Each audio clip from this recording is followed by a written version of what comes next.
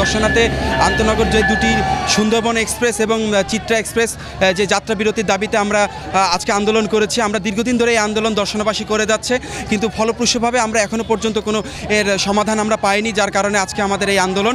আমরা যতক্ষণ না পর্যন্ত এই আন্দোলন সফল হবে ততক্ষণ না পর্যন্ত আমরা এখান থেকে সরব না, এবং আমাদের এই দাবি যৌক্তিক এই দাবিটি এটি কিন্তু আমাদের বাস্তবায়ন করতেই হবে, এবং এটা দর্শনবাসী একটি প্রাণের দাবি। ইতিমধ্যে আপনারা অবগত আছেন যে দর্শন একটি বৃহত্তম শহর। দর্শনতে একটি বাংলাদেশের সর্ববৃহৎ চিনিকল রয়েছে এবং আন্তর্জাতিক চেকপোস্ট, আন্তর্জাতিক রেলইয়ার্ড, আন্তর্জাতিক সম্মেলন কেন্দ্র থাকা সত্ত্বেও দর্শনকে একটি নিরাপত্তাহীনতার কারণে দর্শনতে সুন্দরবন এক্সপ্রেস এবং চিত্রা এক্সপ্রেস আপ এবং ডাউন এই ট্রেনটা থামানো হচ্ছে না। ইতিমধ্যে আমরা দর্শনাবাসী সকল দলমত নির্বিশেষে গুণী সমাজ, ছাত্র সমাজ বা সাধারণ জনগণ আমরা ইতিমধ্যে বিগত 8-10 বছর থেকে আমরা আন্দোলন করছি। আমরা অনেক সময় সচিবালয় বা মন্ত্রণালয়ে কাগজ পাঠাইছি, কিন্তু এর মধ্যেও আমরা কোনো এর রেসপন্স পাই নাই। 5 থেকে 6 মাস আগেও আমরা একবার কর্মসূচি দিয়েছিলাম, তারপরে আমাদেরকে আশ্বস্ত করা হয়েছিল যে এই ট্রেন থামবে, এবং আমরা এই দীর্ঘ 6-7 মাসের মধ্যে রেল ভবনে প্রায় 14 থেকে 15 বার গিয়েছি, এবং তারা আমাদেরকে প্রতিবারই বলেছে যে না, তোমাদের এই দাবি যৌক্তিক দাবি, আমরা তোমাদের এই ট্রেন থামাবো। কিন্তু তারা যখনই প্রতিবেদন জমা দেয়, যখন ডিআরএম এবং সিওপিএস মিলে প্রতিবেদন দেয়, তখন তারা এমন নেগেটিভ প্রতিবেদন দেয় যার কারণে তারা বলে যে খোড়া যুক্তি দেখায় যে না, এখানে ট্রেন থামানো যাবে না।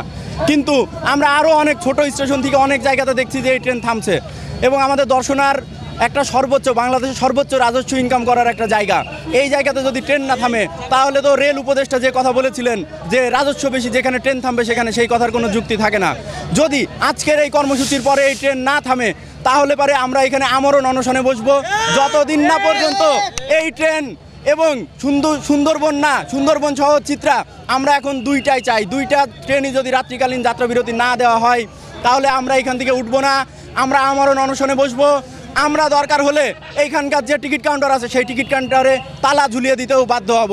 রেলওয়ের পূর্বাঞ্চল থেকে, ব্রাহ্মণবাড়িয়া থেকে এসেছি এখানে খুলনা যাব, কাজেই আমরা অনেক সময় ইন্ডিয়া যাচ্ছি এখানে, এবং ইন্ডিয়াও যাব চিকিৎসার জন্য। সেই জন্য এইখানে একটা যে বন্দর আছে, ওই বন্দর দিয়ে এখানে যদি আমরা সবাই এখান থেকে যাইতে পারি, দর্শনা বটার আমাদের জন্য সুবিধা হয়।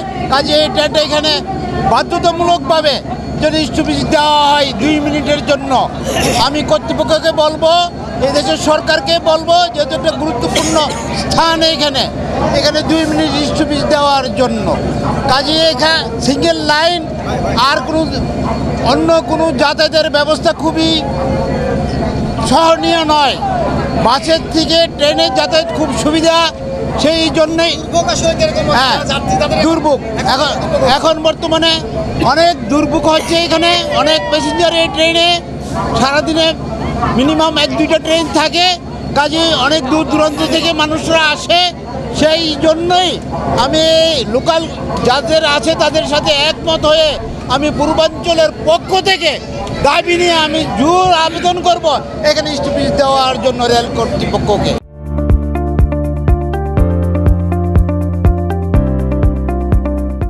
দর্শনা বাংলাদেশের একটা গুরুত্বপূর্ণ জায়গা, একটা ঐতিহ্যবাহী জায়গা। এই দর্শনার মানুষ এতদ অঞ্চলের শুধু দর্শনা কেন্দ্রিক না, এখানে যদি আমরা ধরি দর্শনা থেকে জীবননগর থেকে এখন দক্ষিণ অঞ্চল পর্যন্ত, একেবারে যদি কোটচাঁদপুর বাদ দেওয়া হয়, এদিকে একেবারে কার্পাসডাঙ্গা পর্যন্ত, চুয়াডাঙ্গা বাদ দিলে, তাহলে সমস্ত মানুষ দর্শনা কেন্দ্রিক তাদের আগমন রয়েছে। তারা আজকে দূর দূরান্তে যাওয়ার জন্য যদি আজকে 2টা ট্রেন, দীর্ঘদিনের দাবি দর্শনা আপামর মানুষের, ছাত্র সমাজের, যুব সমাজের, বিভিন্ন রাজনৈতিক দলের, পেশাজীবী সংগঠনের, সাংস্কৃতিক সামাজিক সংগঠনের সমস্ত মানুষের একই দাবি যে এই 2টা ট্রেন যদি এখানে আপ এবং ডাউনে দাঁড়ায়, তাহলে এতদ অঞ্চলের মানুষ যাত্রী সেবার সুবিধা পাবে। আর এই যাত্রী সেবা এখন আপাতত বঞ্চিত হচ্ছে, শুধু বঞ্চিত হচ্ছে না, তারা অর্থনৈতিকভাবেও ক্ষতিগ্রস্ত আছে। তাই আমি মনে করি যে দর্শনা থেকে সারা বাংলাদেশে শুধুমাত্র কেরুয়ান কোম্পানি, রেলওয়ে, স্থলবন্দর, কাস্টম থেকে বাংলাদেশ গভর্নমেন্ট প্রতি বছর 300 কোটি টাকার উপরে রাজস্ব পেয়ে থাকে। কিন্তু অত্যন্ত দুঃখজনক যে দর্শন উন্নয়নের জন্য বিগত দিনে যে 15-16 বছর যে সরকারটি ক্ষমতা ছিল, তাদের কোনো দেখভাল ছিল না দর্শন উন্নয়নের জন্য। অনেকক্ষণ প্রায় 1 ঘন্টার মতো এখানে দাঁড়ায় আছি, আন্দোলন চলতেছে নাকি এখানে শুনতেছি, ভিতর থেকে তো আসলে ওইভাবে বুঝতেছি না, তবে অনেক হ্যারাসমেন্ট হচ্ছে আর কি। আমি আর অনেক যাত্রী আছে, সবাই মোটামুটি অনেক হ্যারাসমেন্টের শিকার হচ্ছে আর কি। কোথায় যাবে? আমার যশোর পৌরসভায় যেতে হবে আমাকে, ঠিক আছে? তো এইটা তো আসলে কোনো না, সমাধান না। এখানে ট্রেন দাঁড়ায় না, সেটা ট্রেন কর্তৃপক্ষ বুঝবে। আমরা যাত্রীরা তো এখানে দাঁড়ায় থাকবো না রাত্রেবেলা এসে, তাই না? রাত্রে ট্রেন দাঁড়াবে না এখানে ঘোড়া দাঁড়াবে, সেটা সরকারের ব্যাপার, ট্রেনের ব্যাপার। কিন্তু আমরা যারা সাধারণ যাত্রী আছি, আমরা কেন এটা ভোগ করবো এই প্রবলেমটা? অনেকেরই এখানে অনেক রোগীও থাকে। তারপরে যেমন আমারই পৌরসভায় যেতে হবে। এখন যদি আমি করছিলাম 3:30টার মধ্যে আমি পৌঁছায় যেতে পারবো, কিন্তু এখন যে কন্ডিশন তাতে আমি অফিসটায় পৌঁছাতে পারবো না। আমাকে আবার কুষ্টিয়া ব্যাক করতে হবে, আমি তো ওখানে থাকতে পারবো না। আমি কুষ্টিয়া থেকে আসছি, মূলত আমি যাব হচ্ছে খুলনা, এবং খুব আমার ইমার্জেন্সি আছে এবং আমাকে রাত্রি ফেরত আসতে হবে, এরকম একটা বিষয়।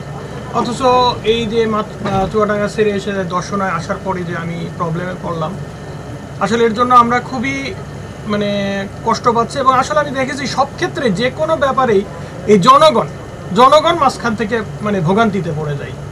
আন্দোলন হতে পারে যৌক্তিক, যেমন সুন্দরবনটা যাওয়ার সময় থামে, আসার সময় থামে না, এটাও কিন্তু অযৌক্তিক। কারণ এখানকার জনগণদের জন্য এটা কষ্টকর আমি মনে করি।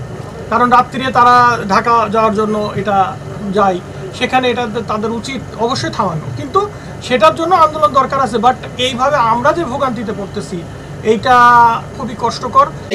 তাদের সঙ্গে কথা বলে কোনো একটা সমাধান এটা আপনারা পেয়ে যাবেন।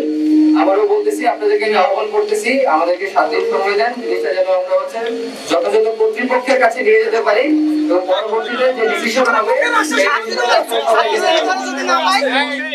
আমি আপনাদের বলছি 7 দিন, আমি আপনাদের সময় নিয়েছি 7 দিন সমাধান করার জন্য। ঠিক আছে, যেহেতু আমি 7 দিনের একটু সময় নিয়েছি, আপনাদেরকে বলেছি এই 7 দিন পরে আপনাদের সঙ্গে আবার দেখা হবে ইনশাআল্লাহ। তখন সবকিছু সমাধান হবে ইনশাআল্লাহ। ট্রেন আবার এখানে রাতের বেলা দাঁড়াবে, যেহেতু দিনের বেলা এখানে দাঁড়ায়, ইনশাআল্লাহ রাতের বেলা দাঁড়াবে। এটা কোনো একটা সুষ্ঠু সমাধান আমরা করবো ইনশাআল্লাহ। আমরা আপনাদের কাছে আহ্বান করতেছি, আপনাদের যেটা আপনারা করছেন, যে আপনারা আন্দোলন করতেছেন, এই আন্দোলনটা আপনাদের সফল হিসেবে আমরা ধরে নিচ্ছি এবং এটা সুন্দর সমাধান আপনারা পাবেন।